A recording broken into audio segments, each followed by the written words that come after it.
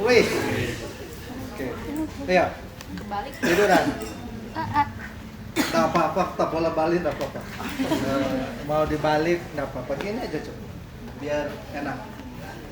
Nah, kita mulai dari shoulder. Kamu bawa kaos kan? Oke. Misalnya, contoh, dia terbatas pola kapsuler dari shoulder itu apa? Exo, ABD, Indo. Exo lebih terbatas dari abduksi, lebih terbatas dari endorotasi, gitu ya. Nah, misalnya saya lakukan exo. Nih, misalnya kita dari sini dulu, exo lebih terbatas dari endo. Abduksi lebih terbatas dari endo. Ini terbatas ini. Oh, berarti dia pola kapsuler. Yang harus kita lakukan apa? Kita harus kita mau menggerakkan apa ini sisi konveksnya. Itulah yang disebut berlawanan. Ini simple cara berpikirnya. Misalnya, terbatas gerakan tadi exo. Nah, ketika kita mau menggerakkan ke exo, ya, ini apa? Roll and slide-nya ke arah mana? Dalam. Ke exo kan ke exo. Lateral. Ya. Nah, yang terjadi adalah dia pergerakan nih. Kalau exo itu seperti ini. Ya, roll and slide-nya. Nah, yang harus kita adjustment, kita menuju sedikit ke medial dan ke arah endo. Gitu aja prinsip dasarnya. Simple. Ya.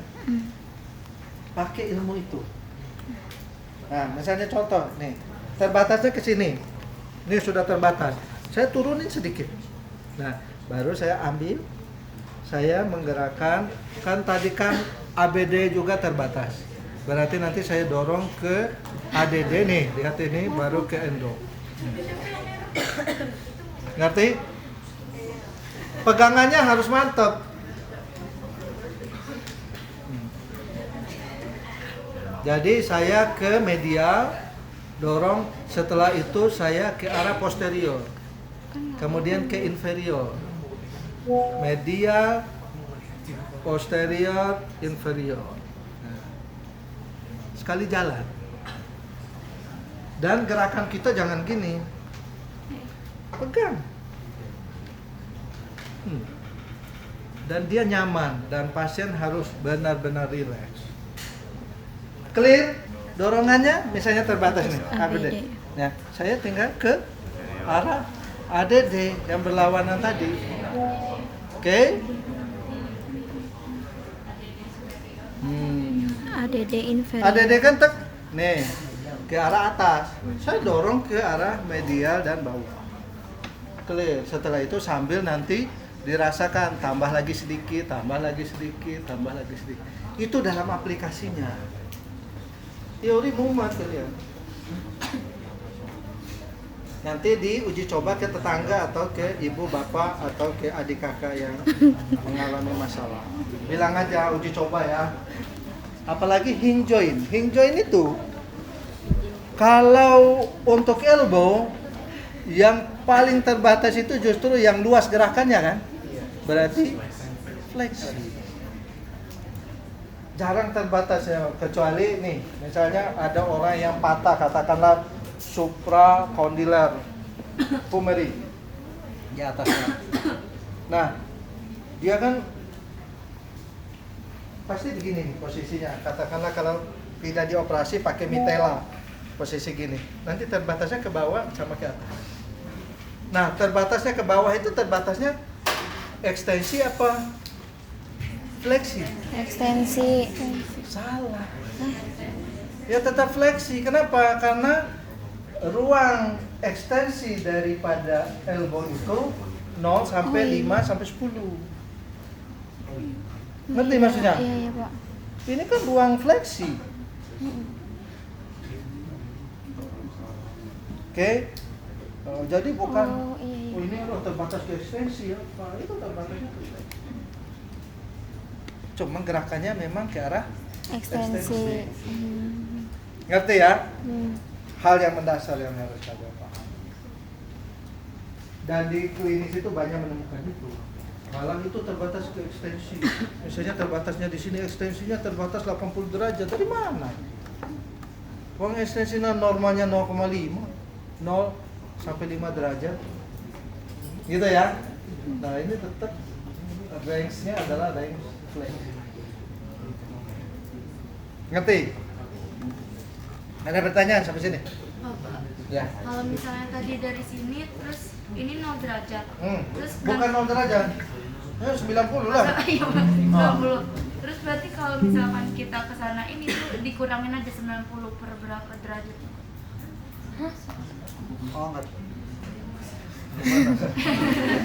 Iya, masih bingung. Oh, masih bingung. Heeh. Berarti kalau ketemu kondisi seperti itu, ya, Anda bisa pakai metode ISOM. Tahu? Nah, gimana? Terangin ke temanmu. ISOM itu kayak mana? 0, ekstensi kan begini kan? 0, 0. fleksi, Iya, dikurang ekstensi, ya nggak? Iya. Ada 2 pendekatan nih. Iya. Ada 2 pendekatan. Misalnya 0 ke ekstensi berapa? 5 derajat. 5 derajat. Namanya. 0 ke fleksi 135 derajat. Kita potong itu, ya. Jangan bicara 0 di situ. Tulis saja keterbatasan fleksinya berapa. Berarti kan cuma bisanya segini kan? Ini ke sini bisa. Atau ini ke sini. Jangan awal aja. Nih. Lihat. Dia posisi begini. Kan dia kan tidak mungkin kekunci di posisi ini. Ada gerakan yang ke sini, ada gerakan atau dia itu hanya dia dari sini ke sini. Kalau dia dari sini ke sini 0,90 terbatas fleksi. Oke. Kalau dari sini terbatasnya baru bisa ke sini, berarti 90 ke 130. Itu cara dia penting. Kita terangin secara logik aja. Oke? Nah, cara melakukannya gampang kan? Ini kita identifikasi dulu dia terbatasnya ini atau juga pronasi supinasinya. Misalnya ke sini, aduh kalau dia gini kan banyak ketemu seperti ini. Oh, terbatas. Oh, di sini sudah sakit. Kalau sini lebih sakit lagi. Berarti pronasi supinasi. Dua-duanya terbatas, pronasi supinasi dan fleksi ekstensi. Ya dilakukanlah sesuai dengan teorinya. Kalau you mau misalnya kan beda sendi kan, ditujukan kepada apa ini olecranon, fossa olecranon, sama apa trochlearis. Ini oh harus hafal itu. Senyum. Mencurigakan nih kalian ini. Padahal anatomi lulus semua. Siapa yang anda lulus antum?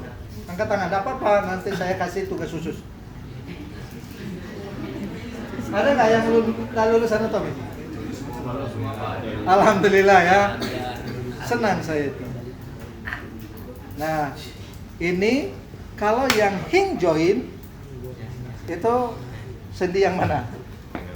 Yang hinge joint. Sendi yang mana ini di elbow? Yang hinge. Antara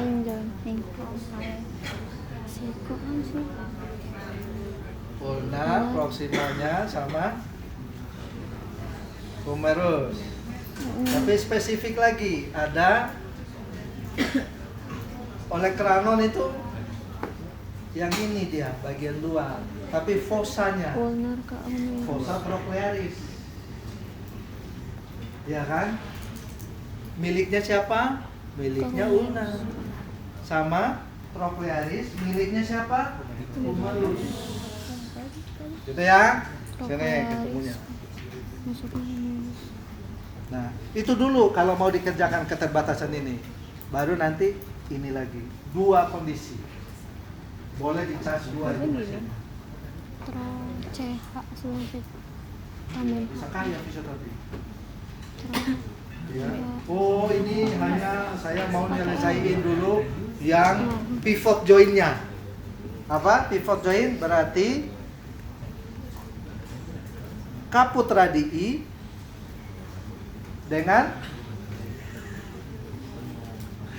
aduh ini nih.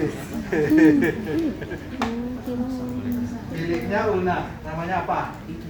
Pakai ChatGPT. Karena kata